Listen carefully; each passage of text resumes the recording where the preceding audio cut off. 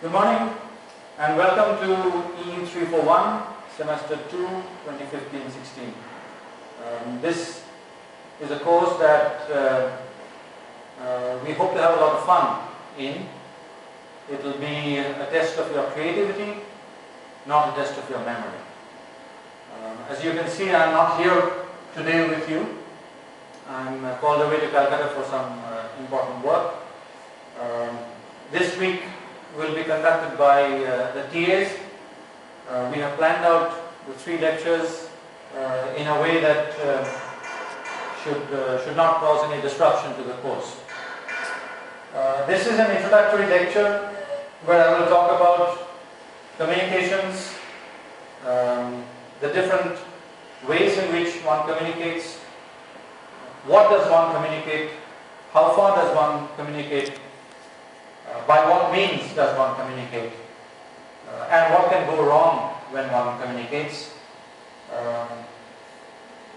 and how is communication systems changing as the years pass, and how much of the technology is changing and how much of the technology or the principles are not changing. I'm reminded of a quote by an eminent academician called Sir Ken Robinson, who says that we're trying to educate students for a future that we ourselves cannot envisage. So the challenge therefore is not to teach you what is currently the state of the art, but to try and convey to you that there are certain general principles that will remain whatever we do, because the physical world operates on the basis of these basic physical laws. So while this course may seem like a very hardcore engineering, electrical engineering course, it is not merely confined to the boundaries of electrical engineering, but we will very frequently spill over into domains that may be in physics, it may be in optics, it may be in chemistry. We will also take a look at signal processing. We will go forward as well as backward to try and see how this course, where it is located in your curriculum, how this course relates to things you've learned earlier and things that you will learn subsequently. For the sake of completeness, here is some very mundane information about the course. All of this will be made available to you by PowerPoint or PDF, so don't worry about taking down notes. The main challenge with this course has been, as you have noticed, that your curriculum has only one compulsory communications course. However,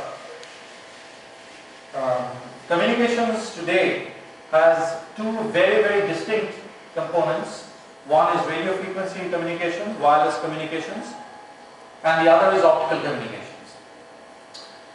Given that these 2 are independent and highly specialized fields in themselves, how do we hope to convey important aspects of these communications ideas in one single course?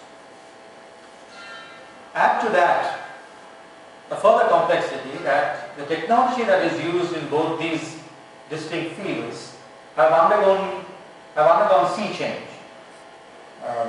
In the early days, everything used to be analog, and now we know that things are all digital. So how is it that there is only one course, and do we have any hope of cramming together all of these different aspects into one course? I don't think that's going to be possible, and we will not even try to do that. We will not be exhaustive in our coverage. By that I mean we will not study each and every section in the textbook. We will hope to provoke ideas. We will try to be suggestive rather than exhaustive in our coverage.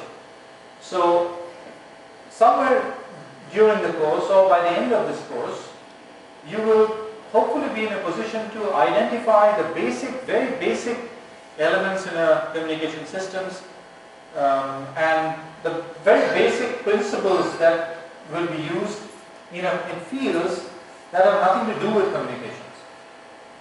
So don't be disappointed if you find particular topics being skipped in the book. If it appears that there was the sequence followed in the book was not followed in class, that is not the idea. The other thing that this course is not about is that it is not about training you for any examinations. So our job is not to coach you. Our job is to try and show you the interdependence and the connection and the relevance between the various courses that you take, so that tomorrow if you do a higher level course, you are able to apply these concepts, and if necessary you may read up a formula, read up a topic by yourselves which was not taught in class. So some of the topics that you see over here have been listed, but we will not place emphasis equally throughout this course, and some of the topics we may even drop. That will depend to a very good extent on your participation. If we see that the students are keeping up with the pace of the course, we will speed up. And if we find that the class is facing significant difficulty in understanding some of the preliminary concepts, we may have to slow down and we may have to leave out certain topics here. A little more information, all of this will be available. I strongly recommend that you buy this textbook, and when I say buy, I mean a paper copy, a printed copy, not an e-copy. E-copies are not very good. You need to see that thing in print, and there's a lot of research that suggests that a printed material is better digested by the brain, and we will talk about ways to study. Expect to do a lot of out-of-class work in the form of assignments, MATLAB programs, and small course projects. You have the TAs over here, Pugh and Apuva. They will help you to brush up on certain concepts of basic MATLAB. We will not use very advanced topics. It will be fairly simple. But if you are able to use these simple MATLAB commands, you will be able to understand the mathematics much better. So I strongly recommend that you ask your friends, take those student-led courses, and brush up your MATLAB skills a little bit.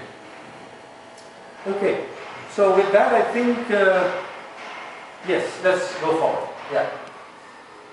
What you see here is where you stand today. So this is the course we are doing now.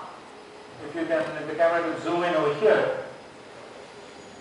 This is your new electrical engineering curriculum, where the yellows indicate the courses that electrical engineering faculty teach you. So the question actually is, as you see, that you've almost reached the last step of the yellow courses.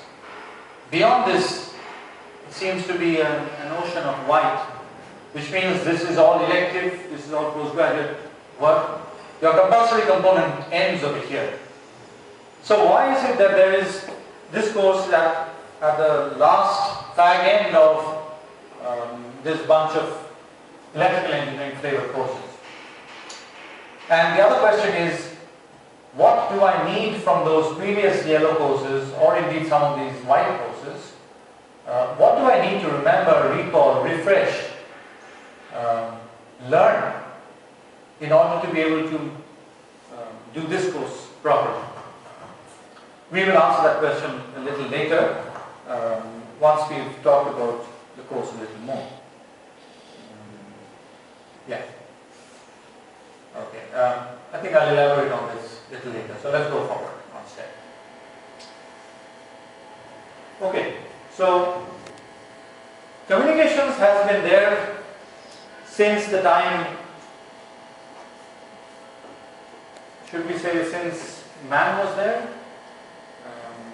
Perhaps not, because communications, modern biology tells us that the intracellular, the signals that flow through our brain, to the muscles, everything over there, it uses electrical impulses. So even primitive life forms who did not speak, so to say, probably they were also using communications. But for us, early communications would perhaps start at this point. This is a picture, I hope you're able to see it.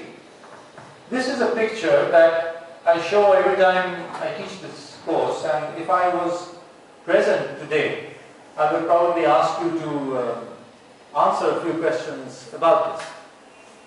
But given that I'm not around, yeah, that's better. Given that I'm not around, I think I'll have to ask the questions and answer them myself, unless my director over here and my sound and lights crew over there can answer some of the questions. So the first question is, what is this painting? Oh, I've already given an answer. It's a painting, yeah. Where do we find this painting? So do you remember? In Spain. Yeah. So this is a cave painting in Spain, in a place called Santander, and these caves are called the Altamira caves. So these were prehistoric times, 3,000, 5,000 years from today, and it is striking because it gives us such a lot of information. So that's a word that we have to really think about very carefully, the word information. I'm going to put it down in block letters because our entire course is about how to capture information, how to transmit information, how to preserve information. So here's an excellent example of all those three things happening: capturing information, conveying information, storing information, and then conveying it. So the question is, what information does this provide us, and what do we mean by information? If I was to tell you that the sky is blue today, how much information would that convey to you? On the other hand, if I convey to you that the Parliament today used a electric vehicle instead of their own individual cars to get to the Parliament building, how much information would that convey? Clearly, these two pieces of news would not be equally attractive if a newsreader was to read it out. So, by definition, information is that piece of data which you least expected to get. In other words, to use a mathematical word, if an event is less likely to happen, or if the probability of an event is less, that event conveys or carries much more information. So we associate with this word information our concept of probability.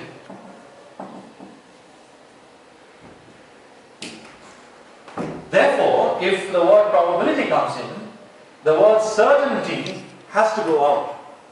So that's the first thing that you need to get clear in your head, that if something is already known, there is no point in resending it. Because the next time you send something, next time you send the same thing, you're not really conveying any information. So that is why we're always told, don't be repetitive. Don't say the same thing over and over and over and over and over again. And that's an example of what not to do. Okay. So this picture alone conveys a whole lot of information. Number one, the fact that they could paint 3,000, 4,000 years ago. That itself is a mind-boggling concept. The second is, would you switch off the light, please? Yeah. Is that clearer? Yeah. Okay. The second thing you note is the variety of the color. This is red, this is black, yellowish, various shades of color, orange. The fact that they were able to make these colors, different colors, that's also astounding, given that they were living in caves. So this is all natural color. The really surprising thing is how this painting has been preserved over these thousands of years. So this color was really long lasting. It has endured weather conditions over 3,000 years. We could go a little further and we could probably take a guess at the kind of life they used to lead. So if this is a bison or a bull, it clearly suggests that where those people lived, there were enough number of them for them to be able to observe what they look like. Perhaps they have domesticated these animals. They knew how to make use of these animals, not just hunt them for food. Probably they did much more with that, and you can go and find out about that. So these are some of the, shall we say, very objective pieces of information that we can gather. An artist would probably come and tell you something, have a different interpretation of this, and the artist would probably claim that in order to convey information, you don't even need to have any training. So, we have studied mathematics, we have studied physics and chemistry and all that. So it really doesn't make sense why we should wait till the 6th semester of an electrical engineering course to speak about communications. If we have been communicating through various means, through paintings, through writings, through poems, through music, through pictures, through art. So if we have already done that, these concepts should be familiar to us. Whatever mathematics we write in this course, it should appear that we've done it somewhere. There should be a sense of, I've done it, I've been there, I've done it, I've seen it, rather instead of, oh, I've never even heard of this concept, I don't even know what this equation means. So part of the challenge that I face as an instructor in this course is not to show you the derivations, how the mathematics works, but to try and show you that you have already used a lot of these concepts, used a lot of these mathematical ideas, and you only need to recognize in your daily lives that you are dealing with some of these concepts used in communications. And I will elaborate on that a little later. So this cave painting conveys a huge amount of information because it makes you sit up and think about what your forefathers were like. A little later, people became a little more advanced. So now you need not live in a cave, or you need not get into a cave in order to be able to convey information. So this is a very nice, great comic. This is Dan Pizarro, or Dan Piraro, I think, yeah. He publishes these comic strips. Wonderful. So, these are smoke rings. So primitive people, they used to send these kind of signals to convey some kind of message. Either it would be, usually it would be a few messages that would be conveyed. You wouldn't be able to write poetry with this kind of technology, but you could signify very important events like there's enemy approaching, or some kind of calamity, or good news. So the number of independent pieces of information that this can convey is first discrete, and second, that set is not very large. These words we will revisit later. This may seem like a very primitive example, but as you shall see, our modern communication system is not very, very different from this. Our modern communications using cell phones, etc., also uses a discrete set of letters. It has an alphabet that is finite and known in advance. It was realized that in order to send a letter, one way would be to write it and carry it oneself. But then people found that not only was it more inefficient for a person to write a letter and take it himself, it could also be dangerous. Because in olden times, these were secret messages that were being passed on. These were probably written in secret alphabet. But if you were caught in possession of this kind of a document, you could be imprisoned, you could be killed. So, in order to get rid of that danger factor, people use birds as carriers of information. So this picture, if you try and analyze this picture a little bit, we can assign certain technical words that we will come across in our communication systems. So first of all, this pigeon is a carrier, and we will formally see that we will use sine waves as carriers, sine waves of all kinds of frequencies. But sending the carrier alone doesn't convey any information, because it's a pigeon at the point of transmission, it's a pigeon at the point of reception. So the pigeon itself is not a piece of information. So we have to tag a piece of information onto the pigeon. This clearly, if you were to throw this piece of envelope, it wouldn't go very far. So you need to tie it onto the carrier. Now you throw the carrier, this pigeon will go a long distance. So we get the idea that in order to send information over a long distance, you need to get an appropriate carrier. Now if the pigeon gets tired of flying 1 kilometer, you need to go for an eagle or a hawk. And who is this? This is the person that we will talk about. We will refer to this person, this element, as the modulator. This is the one who is impressing this message onto this carrier through this process of tying the ribbon.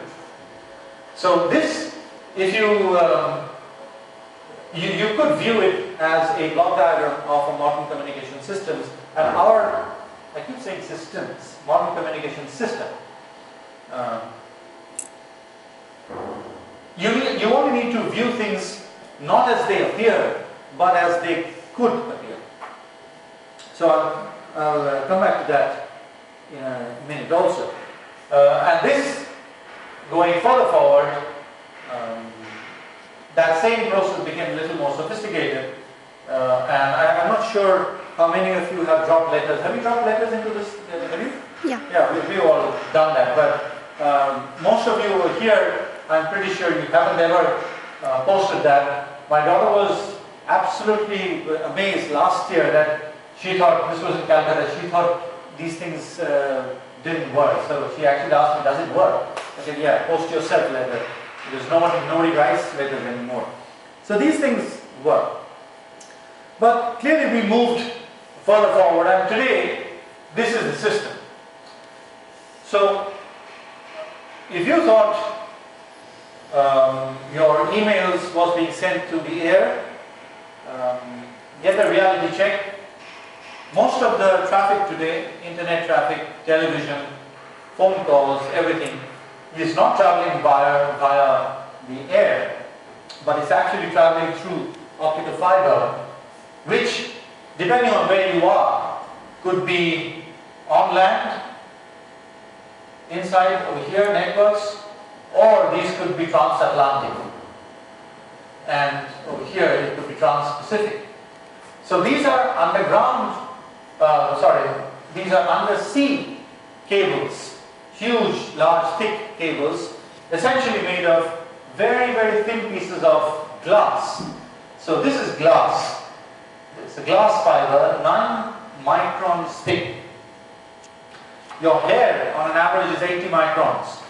So 1/10 roughly the diameter of your hair, and through that pigeon is flying, and it has your message tied onto itself.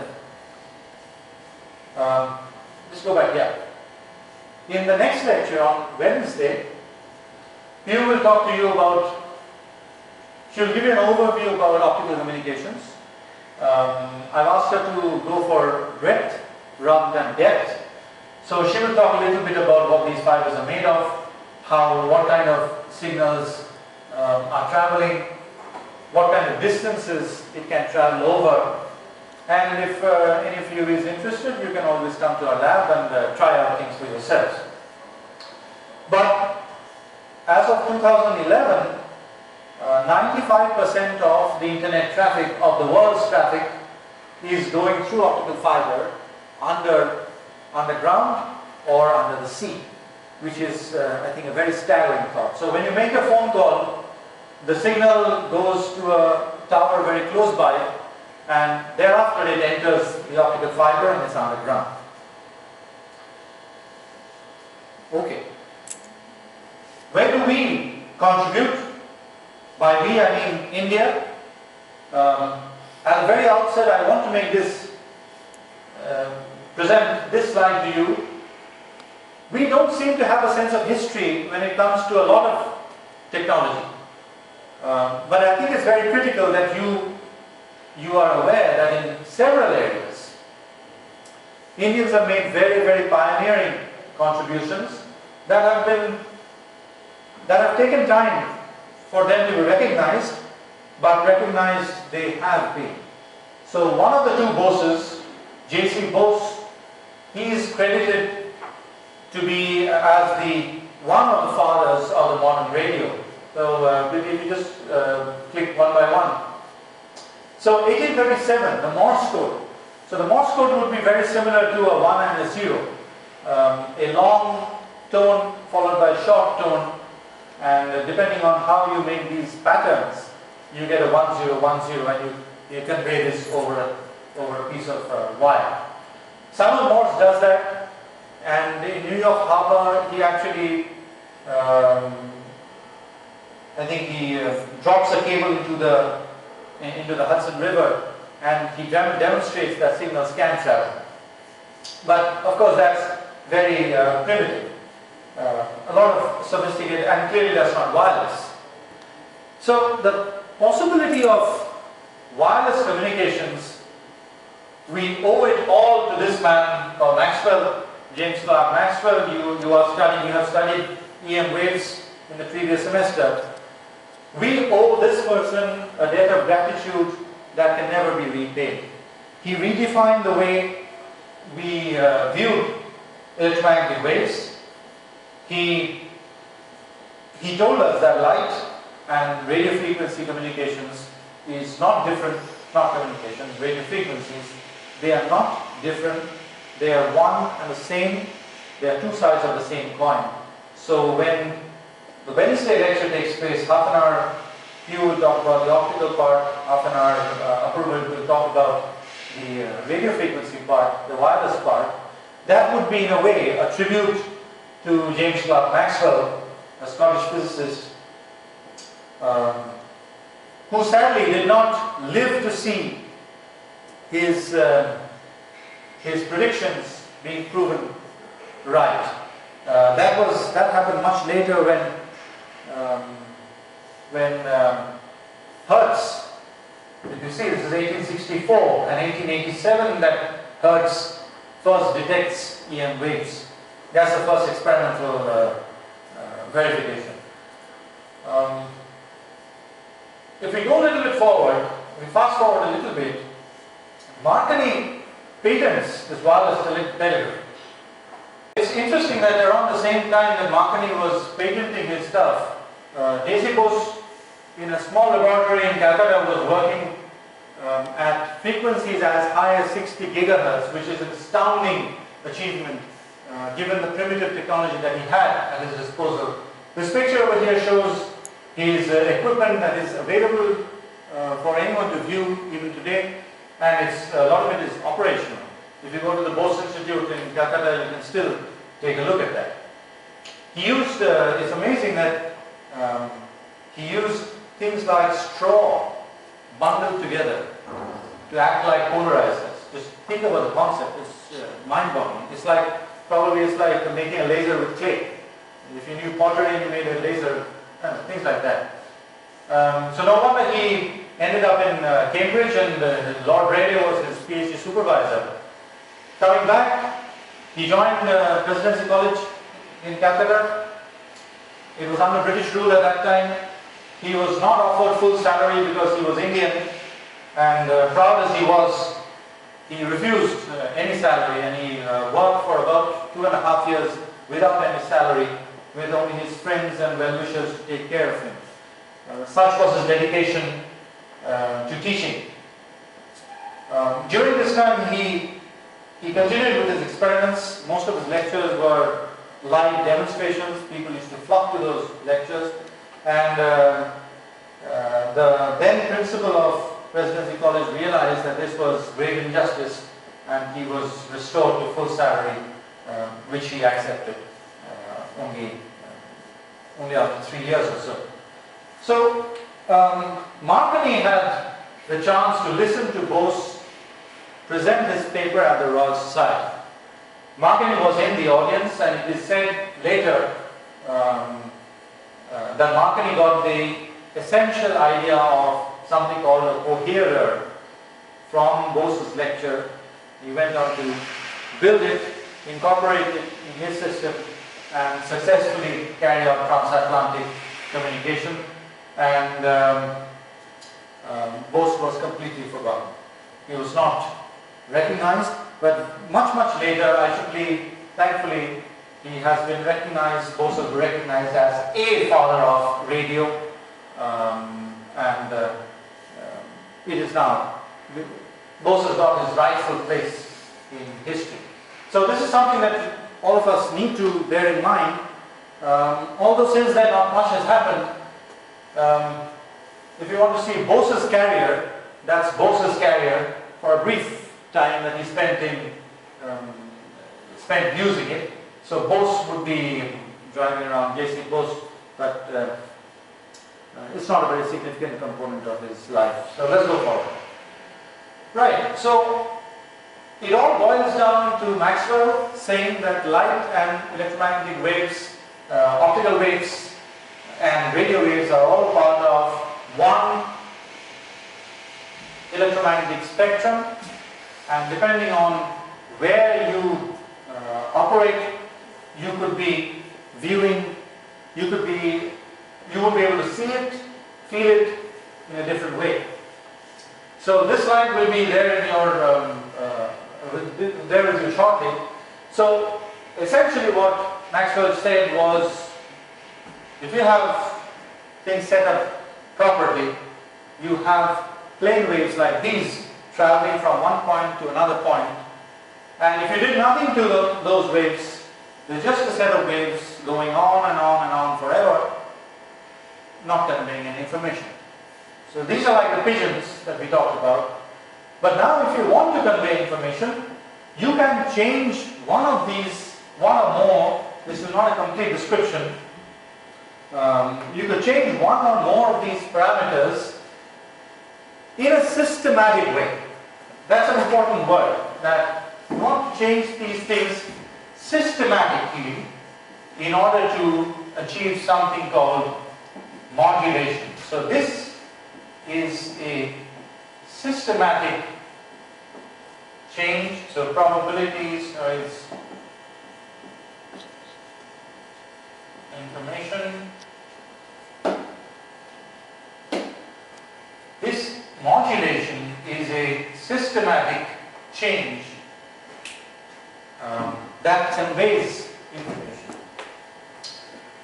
Remember, if nothing changes after 5 minutes, you're going to get bored, you're going to switch off. So if you see this wave approaching you for 2 or 5 seconds, you'll assume for the next 1 hour nothing is going to change, let me go to sleep. So you need to change a parameter of this, either the frequency, the color, how the amplitude or the intensity, and some other parameters that we will talk about. You need to change that, and the change is the information bearing part. So you generate a wave like this, that's your pigeon. You impress information by tying that piece of envelope onto the neck, and then you let it propagate from one point to another. And at the receiving end, you're not interested in the pigeon, you're not interested in this wave, you are only interested in what about this wave changes with time. So we will have to distinguish between the part that doesn't change and the part that does change. We are interested only in the part that does change. You will notice that in this electromagnetic spectrum, it is curious that all our day-to-day activities uses this part of the spectrum, which is fairly low frequency. If you look here, the frequencies are fairly low. And curiously, that is the part of the spectrum that we cannot see. You can feel its effect. When you use your Bluetooth mobile, you don't even see anything, you don't even feel anything. At least with the microwave oven, you feel something that it becomes hot. But I find it very strange that the part that we can see, the light that's falling here, the laser pointers that people use, that is the part of the spectrum that we are able to see, and yet, funnily enough, that is the part that we are most afraid of. So one of the aims of this course is to try and demolish that barrier in your minds about something being optics and something being electronics. There is no such distinction. So in one of the previous slides I said that we will move freely between the optical domain and the RF domain, essentially because they are both the same. Maxwell has said that, and we will try to show you that the same mathematics that applies in the RF part of the spectrum, this mathematics will also apply almost exactly the same way if you go into the optical domain, where, as you will recall, a k dot r factor will come in over here. So you have omega and a k dot r. Okay, waves travel in all kinds of places.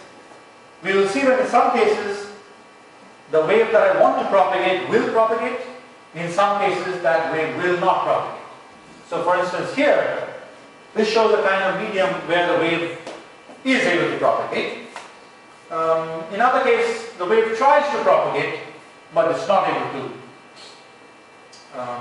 So if this is my transmitting end and this is my receiving end, surely I don't want whatever is in between the transmitter and the receiver, what I will call the channel. I don't want my channel to block the flow of information. I want my channel to allow energy to flow from one point to another. That reminds me, information. The other word to use along with information is energy. We have to make those connections. What is information? Information is energy. Okay. Going forward, we'll skip to the next slide. This is your modern communication system. You are sitting somewhere here.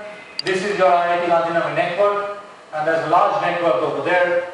The challenge is to share information from your IIT GN network onto the main information highway and vice versa. Remember that you are not the only person who is communicating. There are thousands and millions of people who want to communicate simultaneously. So which means one of those pigeons will certainly not work, because there's only a limited number of envelopes that you can tie to that pigeon's neck before it can't fly anymore. So you need a large number of pigeons to carry a large number of messages that you want to send. So you need to have, these are all your pigeons. These are wavelengths corresponding to the various carriers that we'll have to use to convey information. I'll skip that slide, I'll come back later. We'll skip these slides for the time being, but just to tell you that communications, actually I'll go back, just say one thing, because this is interesting, this slide is very interesting. Communications is the flip side of sensing.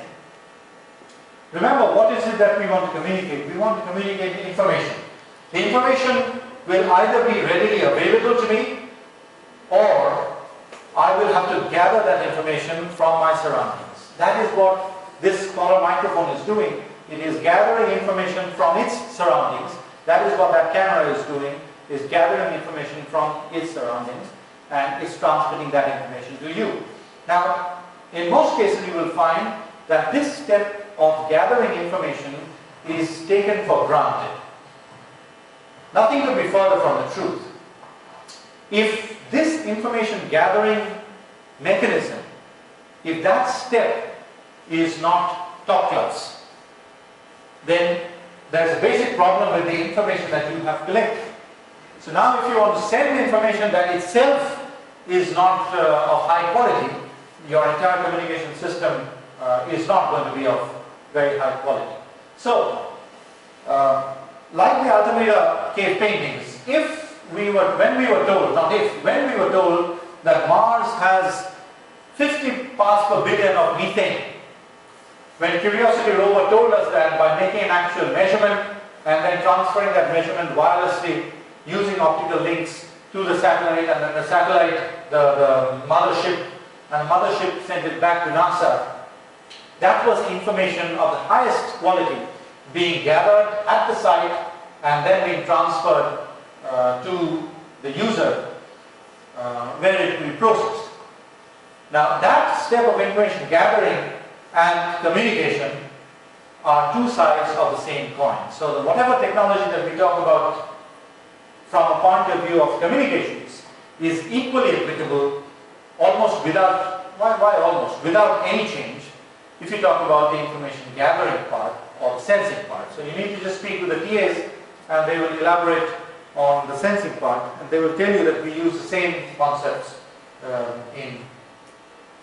in that. Right. So I'm just going to stop talking technical stuff over here. I'm just going to take you back to your childhood and argue that you have done all of this, you hear all of this all around you, if only you had the eyes and the ears to make out that you are hearing communications all the time, the same concept of modulation and information and all that. So here is what you commonly see in every fest, and you're very familiar with this. And these are words that we commonly come across when you talk about music. These are all normal English and Hindi and Bengali words for those systematic changes that we carry out in a communication system. So if I was to demonstrate this, am I visible over here? Okay, so if I was to, sorry I couldn't bring that, no, that's fine, they don't need to see anything, the light is alright, it's sound that matters, so we're talking music, okay? So if I was to play a note like this,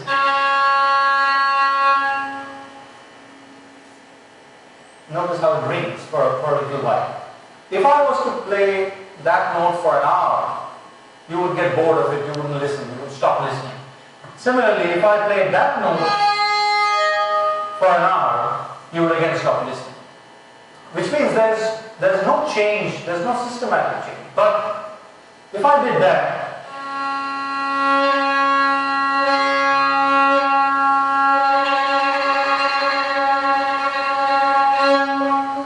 there is some kind of change that's happening that makes you sit up and take notice that he's doing something different, and therefore it conveys information. What you heard over there was only a change in the loudness, and loudness, as you know, is related to the amplitude of the carrier. So what I was doing over there is essentially changing the amplitude of the sound and therefore I was carrying out amplitude modulation. Now, that alone doesn't constitute music, so I need to play a few different tunes. So I need to change the frequency of my notes. So here goes.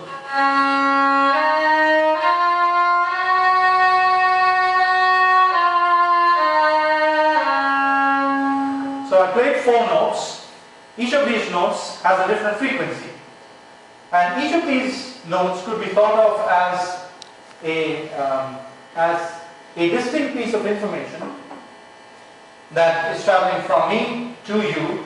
And if I play the right kind of tunes, you will recognize that I was playing a particular rag, particular song, particular tune, and you will feel hopefully a little bit of pleasure. So the modulation of amplitude and the modulation of frequency is nothing new. We all come across it all the time. I'll come back to this later. There are several aspects of engineering in music which we don't want to get into, but what you heard when I play that note once again, when I play that note,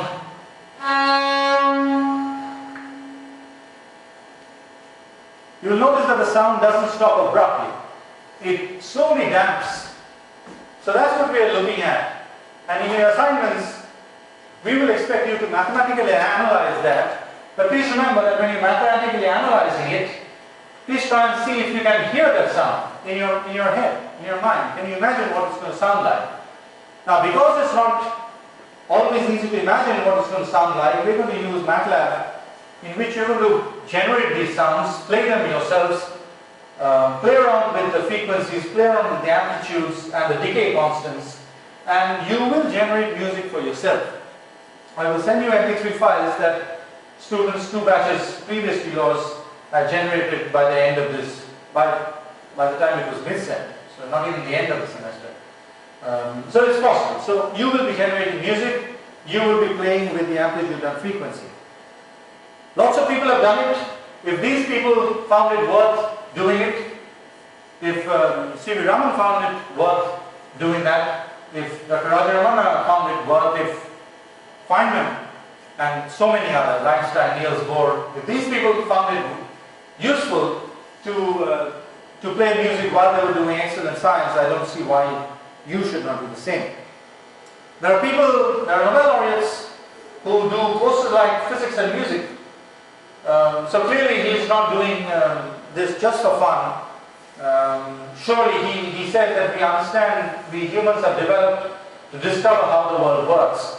So part of my job is not to show you that there's life beyond these equations, and to show you that you can interact with these equations much better. And if you do it well enough, you never know, you might be famous one day like Brian May of this, the famous band Queen.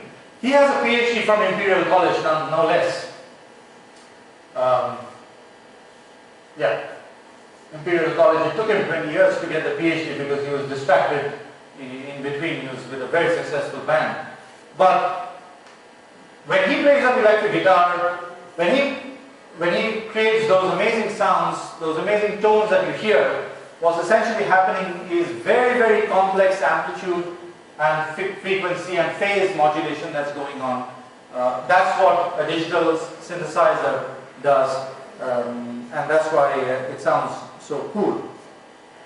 But we're not limited to the realm of sound only when we talk about modulation and communications. So let's take a look at these things. This is what modern digital communications uses. When we speak, when we write any script, let's say English, we have a finite number of letters. And hopefully the letters look very different. Hopefully.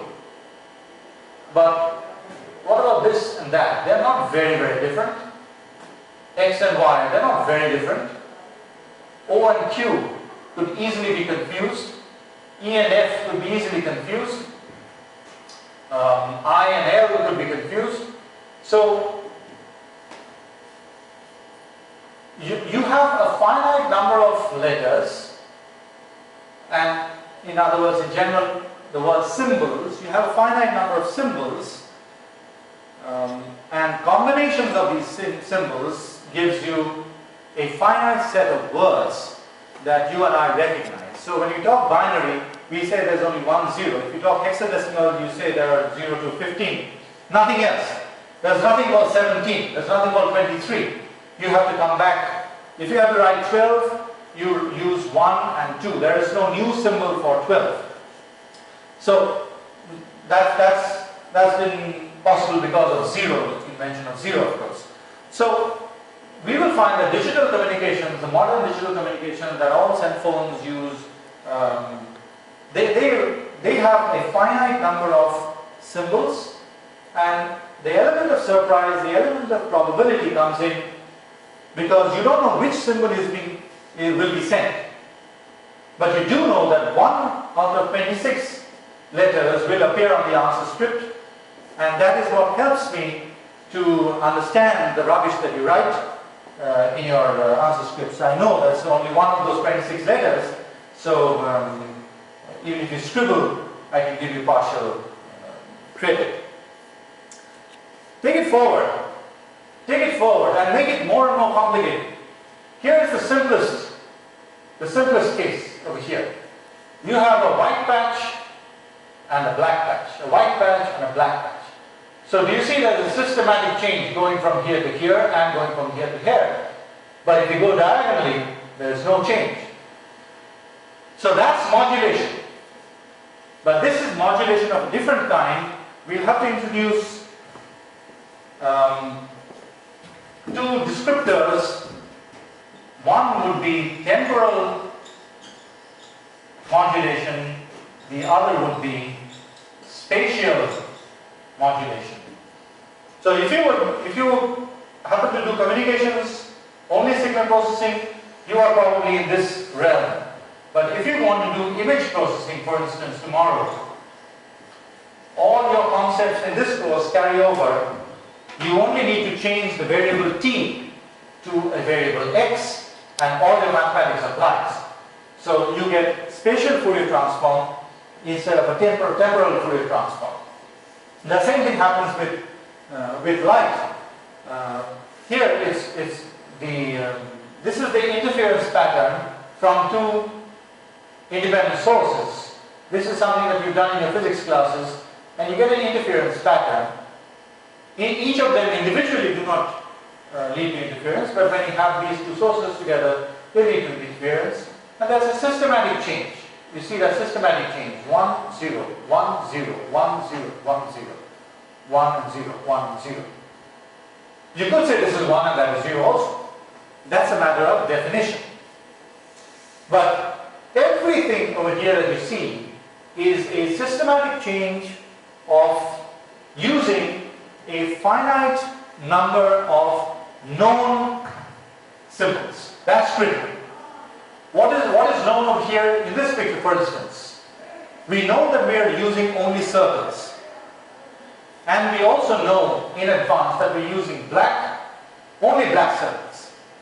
That is what is known, but what it creates is completely unknown. If you turn your head and just look at it, you will imagine a wavy thing like that. So there's a superstructure that you're creating with a substructure. And you can go on creating complex, complicated stuff by merely repeating this over and over again. So this is this and that are our classic creations of the Dutch artist called Escher. Please look him up. You can see that he's playing with your mind over here, just with black and white, a systematic change of black and white. Some of these, this seems like an impossible scenario. Likewise, this, using simply 1 and a 0, black and white, you can give rise to a 3-dimensional effect. So that's art, 1 and 0, modulation. If you go further forward, you see modulation even in poetry. This is the classic poem by Lord Byron, I hope you've read it. If you haven't, please read it. You may find it useful. Even if you don't appreciate poetry, your girlfriend might. You might be able to impress a few people with that. So, she walks in beauty like the night of cloudless clime and starry skies, and all that's best of dark and bright. One and zero. So you've got to learn to recognize modulation. So if you see in this picture, there's a reason why I bring up Hedy Lamarr, not because she's beautiful. There's much more to it than that. I'm pretty sure you're not aware of this. I only became aware of this last time that I taught the course, and it's blown me away. So Hedy Lamarr, a very, very famous yesterday's actor or actress of yesteryears. If you notice the language, one shade the more, one ray the less. If you notice in these pictures where the shade goes from black slowly to white and back, if you notice over here, you will learn to recognize modulation. You need to recognize, you need to see, you need to be able to hear, and then almost automatically those equations will appear before you. The computer can very well describe this as a set of pixels. You can describe this as a spatially varying two-dimensional function, and you can do a lot of Fourier transform, Fourier series, cosine transform, and whatnot. But that's not the end of it. You have to recognize, you have to feel the beauty, and you have to see the connections between science, which is sometimes very drab, and much more interesting and beautiful concepts like this. And Hedy Lamarr was a person who recognized this, and if you go forward, please. Oh, yeah. She was inducted into the Hall of Fame of Communications. And how much information does that convey to you? If you think about the first definition of information, that probably conveys more information to you than this entire lecture. What did she do? She did a very interesting thing. She married 3 times. And luckily her third husband was a very clever piano player. And this was the time of the war. And the Germans had blockaded a port, I think somewhere, I think in France or somewhere. So the Germans they had their torpedoes aimed at the ships. So the Allied forces were trying to find ways of disabling those torpedoes. So what they figured out was, if I send code words, not by using a single carrier, but supposing we did this, I'm going to play one pattern, ta ta ta. So that's ta ta ta. If that pattern is played over here, and after an hour I again send a signal to my ship, and after an hour I do the same thing again. If you're a German spy, by studying a couple of hours, you will find out that the same pattern is being played. And you will recognize that this is the pattern that they are exchanging. And you're going to block off that pattern. So my only hope is, if you and I only understand that pattern, the way I can evade discovery is by changing it, using the same pattern, but moving it to a different frequency. So the first hour I could do, the next time I could do, next time I could do. So now it becomes one more degree of freedom. So now you are more confused. Next hour, what is he going to play? So what they figured out was the piano had 88 keys. By playing around with these 88 keys, you can now confuse whoever is trying to intercept your message.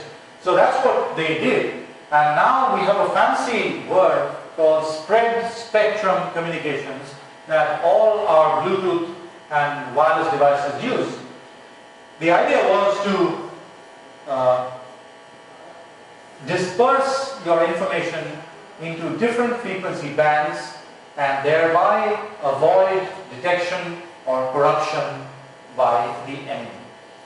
Which is your enemy in this case? Your enemy in transmission is noise that is picked up in your resistors, the capacitors, in the atmospheric turbulence and various other places.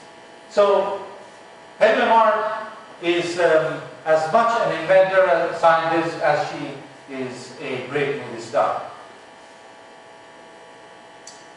You will be coming across a lot of these.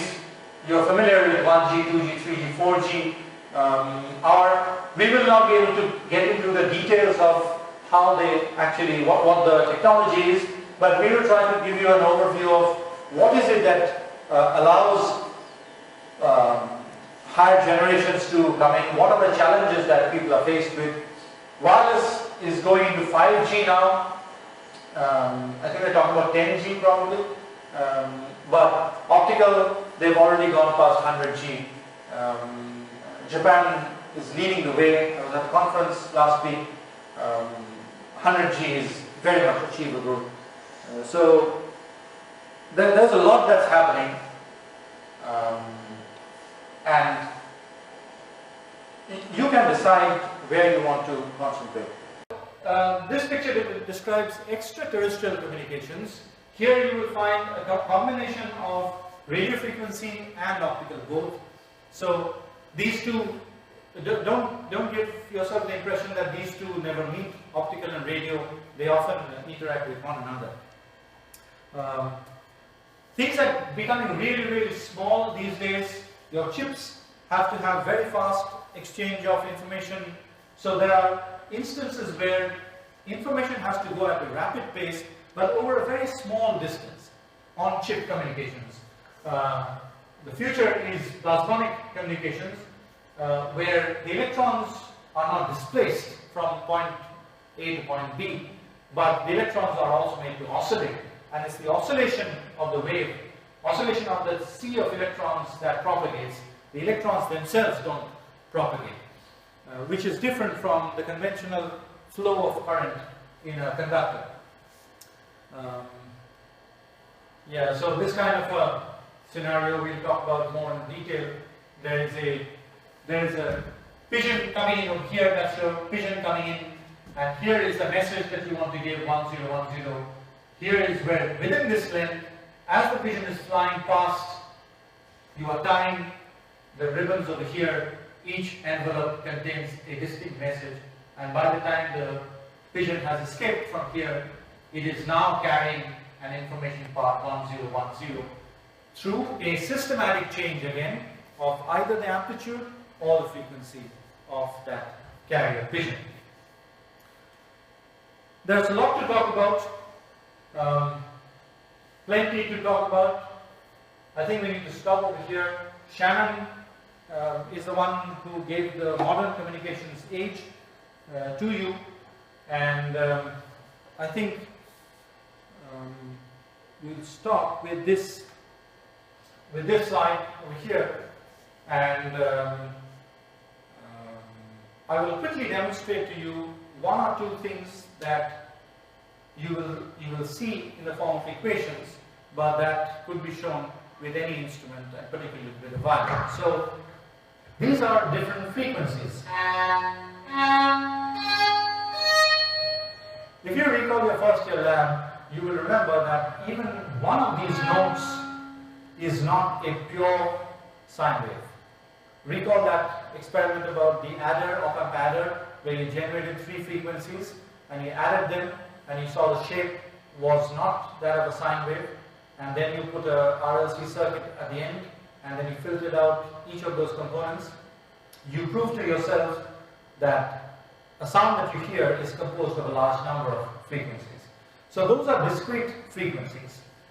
What could I do with them? I could make up a song. So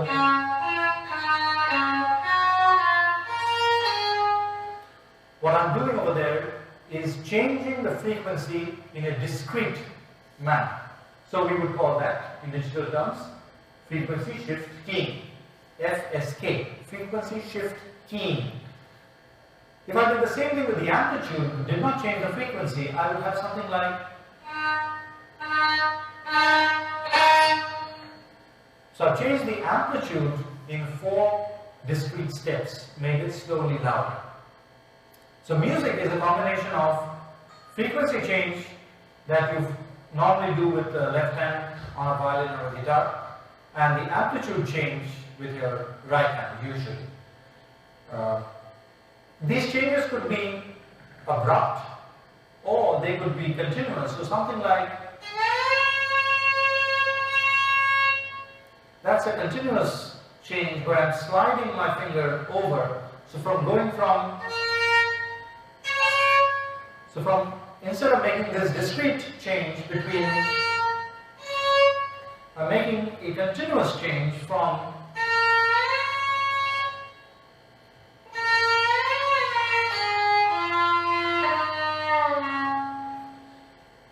so what I'm doing over there is a frequency sweep. So from here, as my finger slides up, it sounds a bit funny.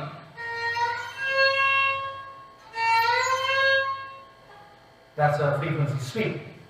We often need to do these frequency sweeps when you're looking for signals in the background. So when they're doing search for extraterrestrial life and things like that, you are often doing a frequency sweep, sweeping a range of frequencies. If you heard that, this is what it will sound like.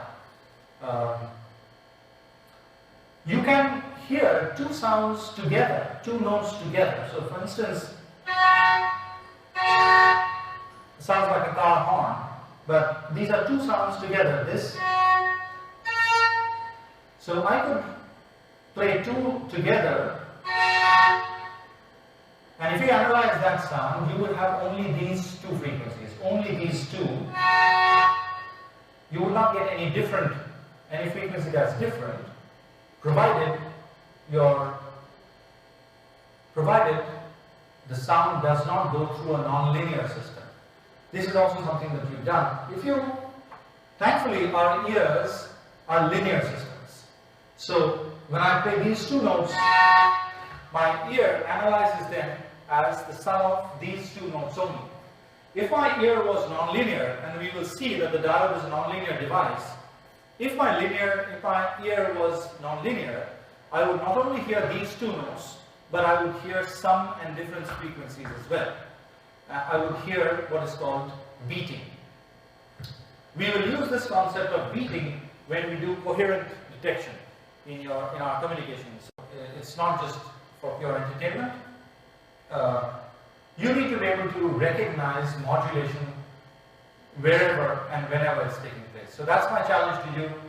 Your equations are fine, but you need to do much more than that. I'm going to sign off with this is a festive season. So I wish you a happy new year, because I'll be seeing you in the new year. I won't be seeing you during Christmas. So I'll just sign off with a very well-known tune. Hopefully you know about it. If you don't, it will carry a lot of information in any case. It will come as a surprise. So here it goes.